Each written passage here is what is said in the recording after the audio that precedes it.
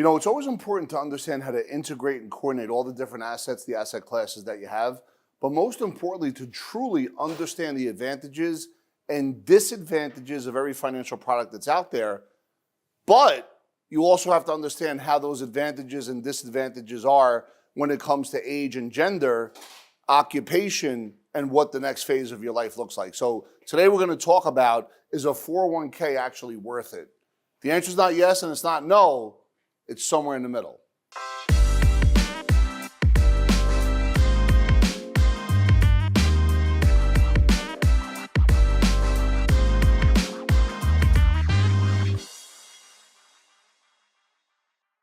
What is financial chaos? Well, financial chaos is all these different products that are being sold to you on a daily basis by all these different financial professionals where they're not even considering the other products that you own, and then it creates a junk drawer of financial planning. With that being said and done, in the end, there's still 1 in 3 Americans that have zero, nunca, zero saved for retirement. So 33% don't have retirement savings. 23% have less than $10,000. Oh my goodness.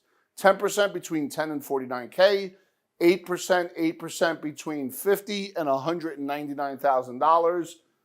5% between $200,000 and $299,000, and $300K or more, about 13%. These are stats that you should always double and triple check. And by the way, they change on a month-to-month basis because at the end of the day, people fall off or people do come on.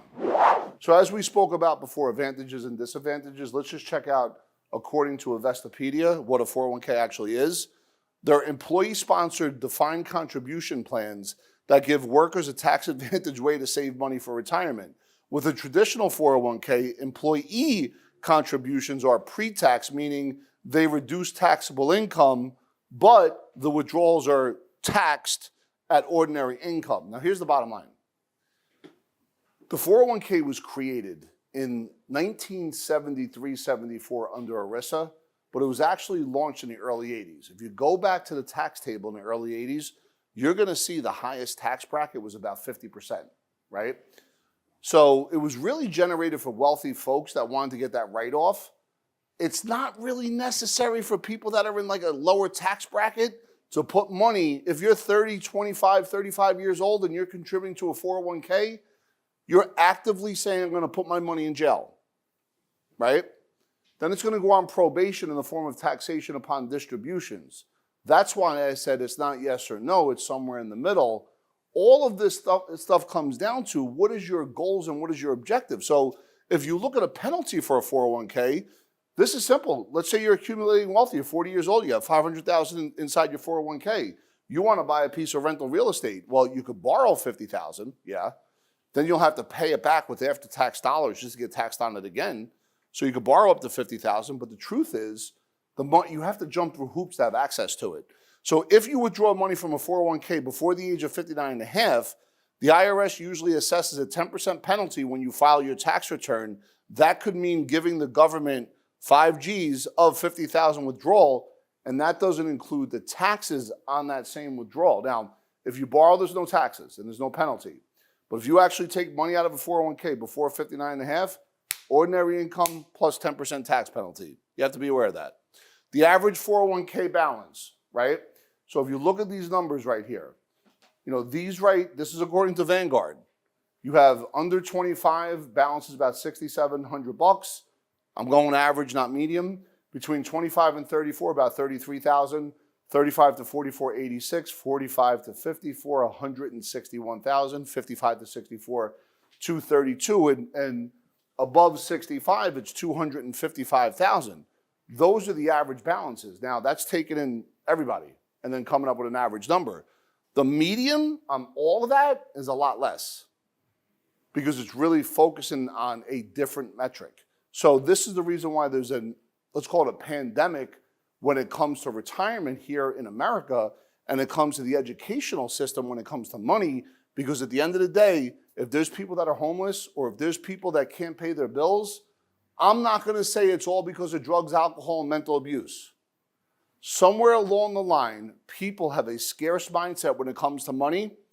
They don't know how to ask for help. They don't know how to get educated, and they just don't know what to do. If you want to solve that crisis, if you could create a system and a program that educates people that they can, without a college degree, make $200,000, $300,000, $400,000, $500,000 a year, because it's possible, and those folks get educated where they could train folks just like them, that is the way you solve that problem. And I'm telling you right now, it's a very big issue here in the United States. So on YouTube, here's a reply. It says, according to Dave Ramsey, if you invest $500 a month into a retirement fund from age 35 to 40, you will end up with $5 million when you retire. Could you explain that, right? If you invest $500 a month at 7% interest, compounded over 40 years, in 40 years, you will have $1.3 million. Okay. And that assumes 7%, and that assumes that you're not paying taxes along the way. That assumes there's no money taken out because of lifestyle. Like Dave Ramsey, let me take my hat off to the brother. He is a marketing genius because he has loyal soul. People love him when you say something about him, and they get mad at you. But at the end of the day, when you're talking about like, don't buy this or don't do that and get out of debt, and don't really promote folks to get educated about money and understand that they could create their own success and be able to kind of take that next step forward, because the people that are paying you to get that message out there for those advertisement dollars, you got to be careful what you read. And you got to understand that when it comes to money, it's not math, it's a mindset. And it comes to understanding rituals, and it comes to understanding how you approach it from an abundance standpoint, not a scarce standpoint, and being able to respect that dollar bill so it respects you back tenfold. And it requires deep education to be able to do that. Tax-deferred time bomb. What does that mean? Well, today the highest federal tax rate is about 37%, but it has floated as high as 94%. We often hear this in 1944, right after World War II. There were also 3 decades, 50s, 60s, 70s, where the federal tax rate never dipped below 70, right up to like the late 70s. Do you really want to roll the dice on what tax rates will pay at retirement when today's rates are some of the lowest in the past 100 years? Listen, I'm not saying that you're going to be in that tax bracket 20 years from now or 10 years from now or 30 years from now. I don't have a crystal ball. But what I am saying, and what we really stand for truth when it comes to how you look at your money, is how do you diversify within and amongst asset classes, reduce risk, understand tax potholes that are in the future, by I-dotting and T-crossing and doing proper planning and not buying a bunch of products from a bunch of different people based on a bunch of different opinions. It's in that space that we think you can make some really good decisions when it comes to your money. Pros and cons of a 401k. And by the way, 401ks are phenomenal saving tools. If you have the mindset of saving and not touching, and you're limiting the fees, low fee doesn't mean no risk though, but limiting the fees and you're diversified, and you're doing it for the long term, the pros are tax-deferred, potential employer match, predictable, consistent returns. You could create that flow. The cons, single-digit ROI, so now you're in the space where David Ramsey said that, hey, keep it in there for 40 years, do X amount every month. Okay, but there's a lot of assumptions there. You're going to give up control over your money, which to me is the worst thing, and then you have limited investment options. So at the end of the day, let me sum it up like this. A 401k is not a tax savings. It's a tax postponement that results in substantial lost opportunity cost, limits your choices, you're exposed to disability. And by the way, if a lawsuit comes knocking on the door, there is protection. However, from interest rates, inflation, fees, and lost opportunity cost, you're exposed to too much.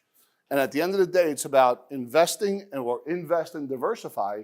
And for us, when we say diversify, we're not just simply talking about a portfolio. I'm not a fiduciary, so I'm not giving investment advice right now. What I am saying is make sure all your financial professionals are on the same page. So when you do diversify within and amongst asset classes, understand everything is a process. Hey guys, thank you for checking out the video. If you liked it, hit that like button, go ahead and subscribe. Every time a new video comes out, you're gonna get that bell. And if you really want us to do other videos that sit and fit with what you're looking for, please put that in the comments section and share this as much as you possibly can. Thank you for being part of the community.